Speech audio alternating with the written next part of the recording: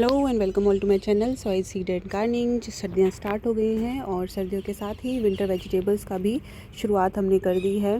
तो ये जो सामने आप देख रहे हैं वो गोभी और ब्रोकली का पैच है, जो कि मैंने लगभग 1 महीने पहले आई थिंक इसको मैंने सीड से ग्रो करना सीडलिंग लगा दी थी। इनकी सीड से पहले ग्रो किया था एंड देन सीडलिंग मैंने इनकी प्लांट की थी।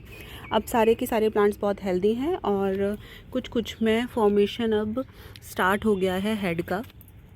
तो अभी भी आप अगर चाहें तो ब्रोकली, पत्ता गोभी, जो कोई भी ब्रेसिया फैमिली का प्लांट यानी कि गोभी, पत्ता गोभी, बंद गोभी, फूल गोभी, जो भी आप उन्हें बोलते हैं, वो सब आप इस टाइम पे लगा सकते हैं। बस अगर सीडलिंग ला रहे हैं तो वेल एंड गुड, लेकिन अगर आप बिगनर हैं और आप सोच रहे हैं सीड से स्टार्ट करें तो ये थोड़ा सा टफ़ भी हो सकता है। मैं ये नहीं कहूँगी कि ये टफ़ नहीं है, लेकिन ये थोड़ा सा टफ़ भी हो सकता है। अब बात करते हैं गोभी की केयर और उसके क्या क्या रिक्वायरमेंट्स होती हैं।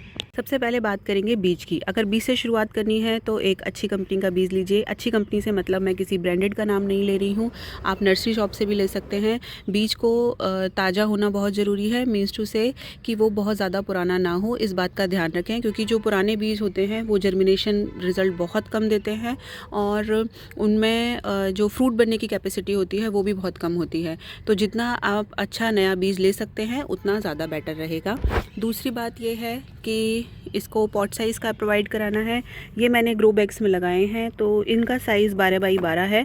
जैसे कि आप देख रहे होंगे कि इसमें मिट्टी अब कम है, इसमें मिट्टी कम है, तो ये जानबूझ के छोड़ी गई है, क्योंकि जो गोभी होती है या ब्रोकली होती है या पत्ता गोभी होती है उसमें हम मिट्टी को चढ़ाते हैं। मिट्टी के चढ़ाने से मतलब है मिट्टी को लेके हम साइड से इस तरीके से चढ़ाते रहते हैं।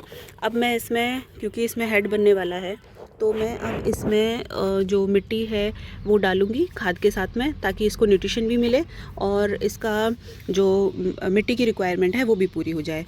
अगर आप कोई भी गमला ले रहे हैं तो 14 इंच का लीजिएगा, अगर उसका जो नीचे का हिस्सा है वो पतला है तो। अगर आप इस तरीके का कोई भी गमला लेते हैं जो नीचे से भी इक्वल है तो ये 12 इंच के पॉट में बहुत अच्छे से अच्छा रिज़ल्ट देती है। ऐसा नहीं है कि छोटे पॉट में गोभी नहीं बनेगी, लेकिन उसमें साइज़ थोड़ा छोटा रहेगा। तो अगर आपके पास है, अगर आप प्रोवाइड करा सकते हैं तो आप बड़ा ही पॉट प्रोवाइड कराइए, यानी कि 12 इंच का, चाहे वो गोभी हो, ब्रोकली हो या पत्ता गोभी हो। अब बात आती है वाटरिंग की। वाटरिंग करते समय ध्यान रखना है कि इसको ओवर वाटर नहीं करना है। और वाटरिंग का मतलब ये नहीं है कि आप एक दिन छोड़ के एक दिन पानी दें या बिल्कुल डेली पानी दें या कितने दिन में पानी देना है। वाटरिंग का सीधा सीधा एस्पेक्ट ये होता है कि अगर मिट्टी गीली है तो आप पानी को होल्ड करें, और अगर मिट्टी गीली नहीं है तो आप पानी डालें। और उसको चेक कैसे करते हैं, जैसे ये है, इस गमले में अगर आप देखेंगे तो ऊपर से मिट्टी सूखी दिखाई दे रही है, लेकिन अगर मैं करती हूँ अपना, जैसे इसको डिग करती हूँ थोड़ा सा, तो देखिए ये अब सूख चुकी है। तो इसका मतलब ये है कि ये मिट्टी सूखी है, इसमें पानी की रिक्वायरमेंट है। थोड़ी सी से मतलब ये नहीं है कि आप थोड़ा सा ऊपर की लेयर को गीला कर दें। जब भी पानी दें अच्छे से दें। अगर मैं ये इसी पॉट की बात करूँ दूसरे की, तो देखिए इसको डिग करने पे अभी इसकी मिट्टी थोड़ी सी नम है, तो इसको मैं अभी एक दिन और होल्ड करूँगी, तो इसमें पानी नहीं दूंगी। ये ध्यान रखिए, सेम छत है, सेम सनलाइट है, लेकिन कभी कभी जो पौधे की कैपेसिटी होती है या पानी लेने की क्षमता होती है वो भी डिफरेंट होती है। थोड़ा बहुत सॉइल का मिक्सचर का भी चेंजेस आ जाते हैं। तो वाटरिंग जब करनी है तो ध्यान देनी है, ओवर वाटरिंग नहीं करनी है, ना ही इसको सूखा छोड़ना है। बात आती है सनलाइट की।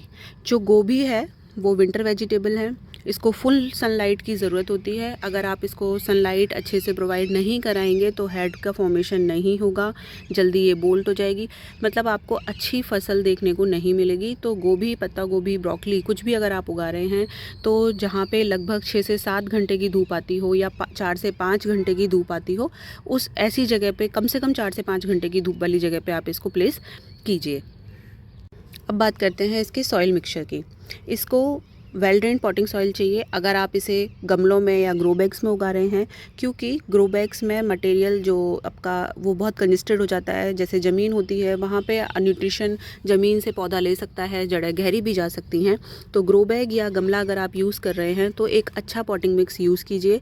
उसी मिक्स से मतलब है कि आपको इसके लिए वेल ड्रेन्ड पॉटिंग मिक्स बनाना पड़ेगा। अच्छी एक मिट्टी तैयार करेंगे तो अच्छी फसल होगी, अच्छा फल निकल के आएगा, यानी कि अच्छा हेड निकल के आएगा गोभी का। तो इसके लिए लिए आप एक हिस्सा मिट्टी लीजिए, एक हिस्सा रेत लीजिए, रेत नहीं हो तो आप कोकोपीट भी यूज़ कर सकते हैं या राइस हस्क भी यूज़ कर सकते हैं, और एक हिस्सा आप इसमें गोबर खाद या फिर वर्मी कंपोस्ट की आप डाल दीजिए।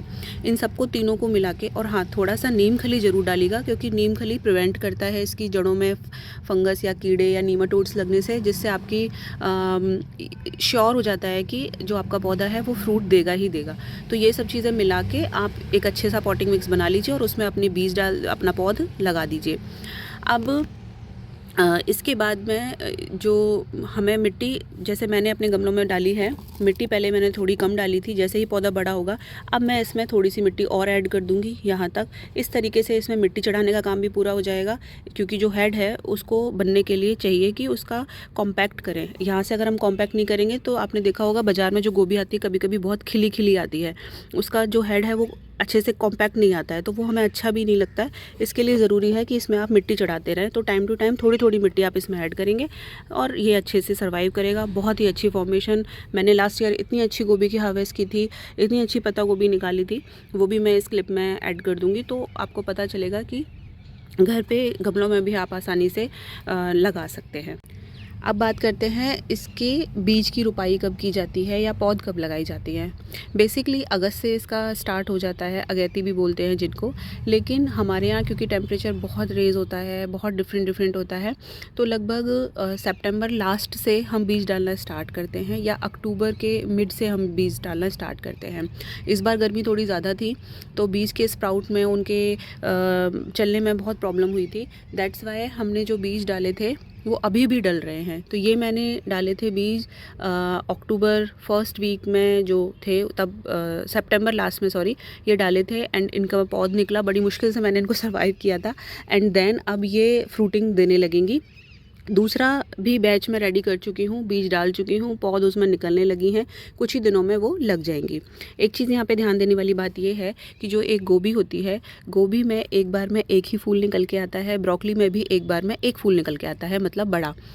हाँ, उनको काटने के बाद आप छोटे छोटे आप कंजम्पशन ले सकते हैं। अगर आप थोड़ा बड़ा आपके पास स्पेस है और लगा रहे हैं तो इस तरीके से लगाएं कि जैसे मैंने पहले तैयार कर दिए, अब मैं बीज लगा रही हूँ, तो हमें बैक टू बैक वो चीज़ें मिलती रहें, ताकि मैं वापस से जब इनको काटूँ तो उनको यहाँ पे प्लेस कर दूँ। तो इस तरीके से आप गोभी, पत्ता गोभी, ब्रोकली या ब्रेसिया फैमिली की कोई भी चीज़ को आप आराम से उगा सकते हैं। फर्टिलाइज़र की अगर मैं बात करूं तो फर्टिलाइज़र आपको, अगर आप एक बार में मिट्टी नहीं डालते हैं, मेरी तरह धीरे धीरे डालते हैं, तो आपको दोबारा फर्टिलाइज इसको करने की ज़रूरत नहीं है। लेकिन अगर एक बार आप मिट्टी डाल चुके हैं तो आप इसमें अगर लिक्विड डालना चाहते हैं तो कोई भी वर्मी वॉश, वर्मी कंपोस्ट का लिक्विड या गोबर खाद का लिक्विड या फिर सरसों खली का लिक्विड आप इसमें डाल सकते हैं। क्वांटिटी का आपको ध्यान रखना है, और मतलब हर एक महीने में, अगर मैं बोलूँ मोटा मोटा, तो एक महीने में एक बार आप इसको फर्टिलाइज़ कर सकते हैं, ताकि ये अच्छे से आपको प्रोडक्शन दे पाए। अब इसका हम हार्वेस्ट कब ले सकते हैं? बीज लगने के लगभग, बीज लगने से लेकर लगभग 3 से 4 महीने तक अलग अलग ब्रेसिया फैमिली का अलग अलग रूटीन होता है, तब तक आप हार्वेस्ट ले सकते हैं। आपको दिखेगा फूल बड़ा होगा, पर बोल्ट होने से पहले ही उसको हमें, बोल्ट मतलब उसको बिखरने से पहले, उसमें बीज बनने से पहले हमें उसको हार्वेस्ट कर लेना है, ताकि हमारी जो हार्वेस्ट है वो बहुत अच्छी हमें मिल सके। बात आती है इसमें पेस्ट अटैक की, तो ये देखिए मैं आपको दिखाती हूँ। ये मेरा एक पौधा तैयार हो रहा है, लेकिन आप देखिए कितना हैवीली इन्फेस्टेड हो गया है।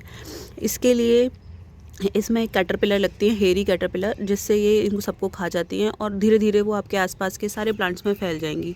तो अगर आप टाइम से ध्यान देते हैं, जैसे कि मैंने नहीं दिया तो इस तरीके का पूरा इन्फेस्टेशन फैल जाता है। थोड़ा देखते रहिए, नीम ऑयल का स्प्रे कीजिए। मैं बीच में थोड़ा कहीं चली गई थी, जिसकी वजह से ये 2-3 दिनों के अंदर ही मेरे प्लांट पे इतनी अच्छी कारीगरी की गई है। फिर उसके बाद मैंने यहाँ पे कुछ नहीं किया, सिंपली मैंने सबसे पहले राख लिया, राख को पहले छिड़का। उसके बाद मैंने देखा कि इन्फेस्टेशन कम हो गया है, फिर मैंने एक बार नीम ऑयल का स्प्रे किया एंड देन ये सही है। अब इसके पत्ते मैं थोड़े दिन बाद काटूंगी, जब इसमें नए पत्ते थोड़े निकलने लगेंगे या हेड बनने लगेगा। तो मैंने अभी इसको ऐसे ही छोड़ा हुआ है, ताकि नए पत्ते निकल जाएं तो मैं इसको निकाल सकूं। ना भी निकालूं तो भी ठीक है, क्योंकि अब इसमें कोई भी इन्फेस्टेशन नहीं है। मैं चेक कर चुकी हूं। अगर आपको लग रहा है कि कोई मतलब है कुछ भी, तो आप सीधे सीधे पत्तों को रिमूव कर दीजिए और नीम ऑयल का स्प्रे कीजिए। राख का भी आप छिड़काव कर सकते हैं, बहुत ज़्यादा नहीं डालना है। देखिए यहाँ पे भी इस तरीके से है। तो ये पेस्ट अटैक गोभी में बहुत ज़्यादा होता है। आपने देखा होगा गोभी के अंदर कीड़े भी काफ़ी निकलते हैं, तो वो इसी वजह से होते हैं। जब हम उनको टाइम पे ट्रीट नहीं करते हैं तो वो फ्रूट के अंदर भी चले जाते हैं। तो ये सब चीज़ों का ध्यान रखेंगे तो आपको अच्छे से गोभी, पत्ता गोभी सारी चीज़ें मिलेंगी। बहुत ज़्यादा टफ़ नहीं है इनको लगाना या बहुत मुश्किल भी नहीं है। लास्ट ईयर मैंने सारी चीज़ों की हार्वेस्ट ली थी और इस बार भी मैं उगा रही हूँ। मैंने कोई भी स्पेशल ट्रेनिंग इस चीज़ की नहीं ली है, पढ़ के देख के ही सीखा है। तो आप भी कर सकते हैं। और अगर आपका कोई भी क्वेश्चन है, कमेंट है या कोई भी क्वेरीज इससे रिलेटेड है तो आप क्वेश्चन कमेंट सेक्शन में मुझे अपना जो क्वेश्चन है वो ड्रॉप कर दीजिए। मैं आई विल आंसर, अगर मुझे जितना हो सकेगा उतना अच्छे से मैं आपको एक्सप्लेन कर पाऊँ।